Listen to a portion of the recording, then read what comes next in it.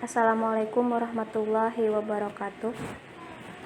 Perkenalkan, kami dari kelompok 9 yang beranggotakan Ai Ageng Sari, Cahya Somantri, Hervina Farhatunisa, dan Gunawan akan mempresentasikan materi Pedoman Umum Ejaan Bahasa Indonesia.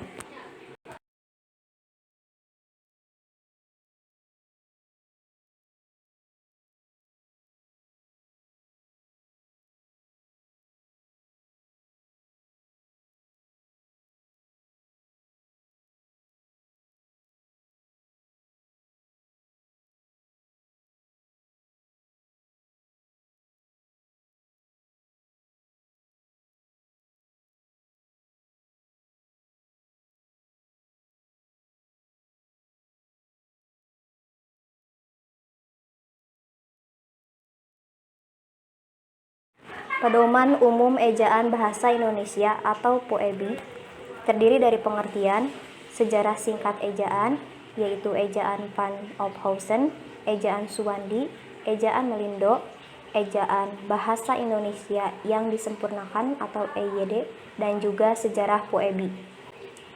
Berikutnya yaitu pemakaian huruf yang terdiri dari huruf abjad, huruf vokal, huruf konsonan, huruf diftong, gabungan huruf konsonan, dan juga huruf kapital. Pengertian ejaan.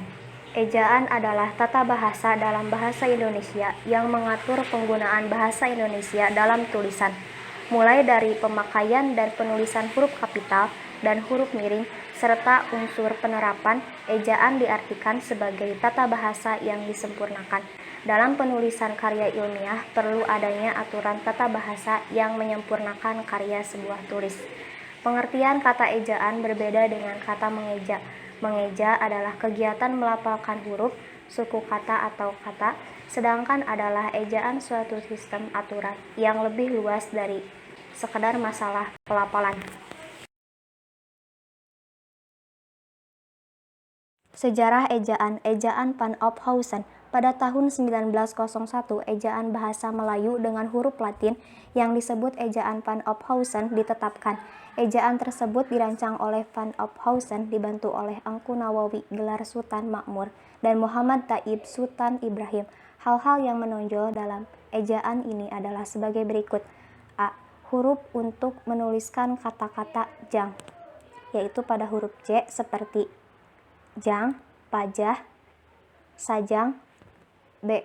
Huruf OE untuk menuliskan kata-kata guru, itu, umur. C. Tanda diakritik seperti koma, ain, dan tanda trema untuk menuliskan kata-kata makmur, akal, ta, fa, dinamai. Yang kedua yaitu ejaan Suwandi. Pada tanggal 19 Maret 1947, ejaan Suwandi diresmikan menggantikan ejaan Van Ophuijsen. Ejaan baru itu oleh masyarakat diberikan julukan ejaan Republik. Hal-hal yang perlu diketahui sehubungan dengan pergantian ejaan itu adalah sebagai berikut. A. Huruf OE diganti dengan U seperti pada guru, itu, dan umur. B. Bunyi hamzah dan bunyi sentak ditulis dengan K seperti pada kata-kata ta, fa, dan maklum. Yang C. Kata ulang boleh ditulis dengan angka 2 seperti anak 2, berjalan-jalan 2. D. Awalan di dan kata depan di kedua-duanya ditulis serangkaian dengan kata yang mengikutinya, seperti kata depan di pada rumah, di kebun, disamakan dengan imbuhan di pada ditulis, di karang. 3. Ejaan Melindo. Pada akhir 1959, Sidang Perutusan Indonesia dan Melayu atau Selamat Mulyana Syekh Nasi bin Ismail menghasilkan konsep ejaan bersama yang kemudian dikenal dengan nama ejaan Melindo atau Melayu Indonesia. Perkembangan politik selama tahun-tahun berikutnya mengurungkan peresmian ejaan itu. 4. Ejaan Bahasa Indonesia yang disempurnakan atau EYD. Pada tanggal 16 Agustus 1972, Presiden Republik Indonesia meresmikan pemakaian ejaan bahasa Indonesia. Peresmian ini berdasarkan putusan Presiden nomor 59 tahun 1972.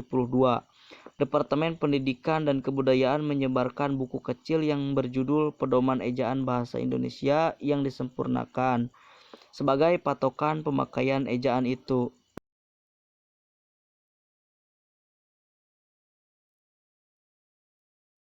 5. Sejarah PUEBI. Pada tahun 1988, Pedoman Umum Ejaan yang disempurnakan atau PUEYD edisi kedua diterbitkan berdasarkan keputusan Menteri Pendidikan dan Kebudayaan Republik Indonesia nomor 0543A atau U atau 1987 pada tanggal 9 September 1987.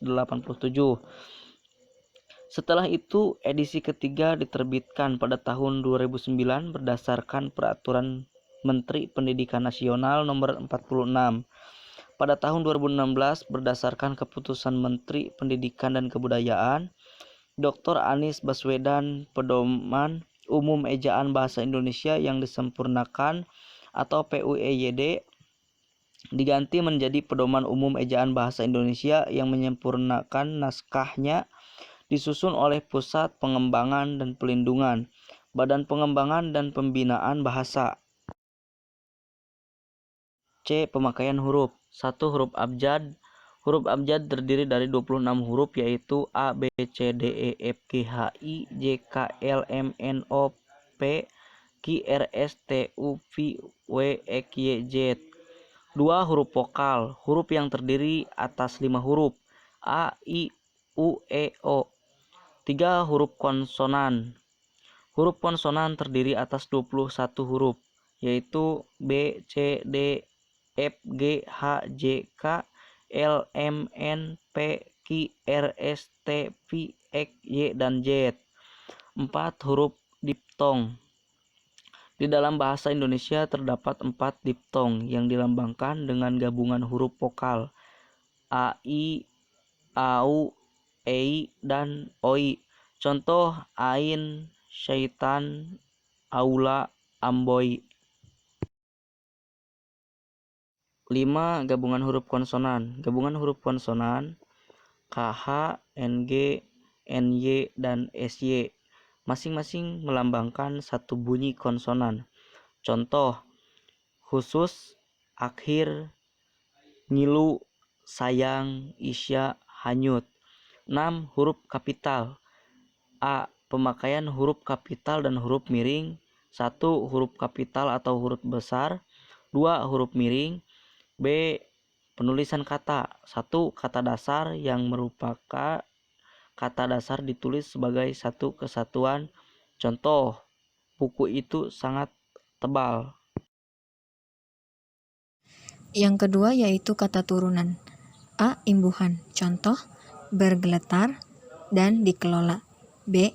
Jika bentuk dasar berupa gabungan kata. Contoh, bertepuk tangan dan garis bawahi. Yang ketiga, kata ulang. Bentuk ulang ditulis secara lengkap dengan menggunakan tanda hubung. Contoh, anak-anak, buku-buku, kuda-kuda. Yang keempat, gabungan kata. A. Majemuk. Contoh, duta besar, kambing hitam, kereta api, cepat luar biasa, dan orang tua. B.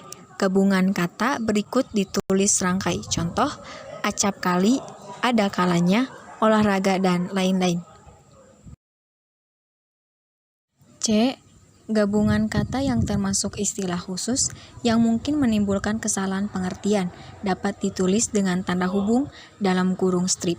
Contoh, mama, strip papa saya, dan mesin, strip hitung jam, dan lain-lain. 5. Kata ganti ku, kau, mu, dan nya. Contohnya, apa yang kumiliki boleh kau ambil. Yang keenam, kata depan di, ke, dan dari. Penulisannya secara terpisah. Contoh, di mana Siti sekarang? Mereka ada di rumah. Kemana saja ia selama ini? Tanda tanya. Yang ketujuh, kata si dan sang ditulis terpisah. Contoh, sang pemuja cinta, si penulis surat, dan lain-lain.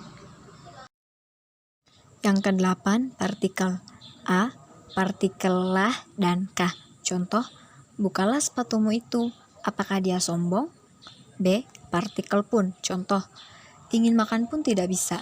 Hendak pulang pun tak ada kendaraan. C. Partikel per. Contoh, harga baju itu 25.000 per kodi, dan lain-lain. 9.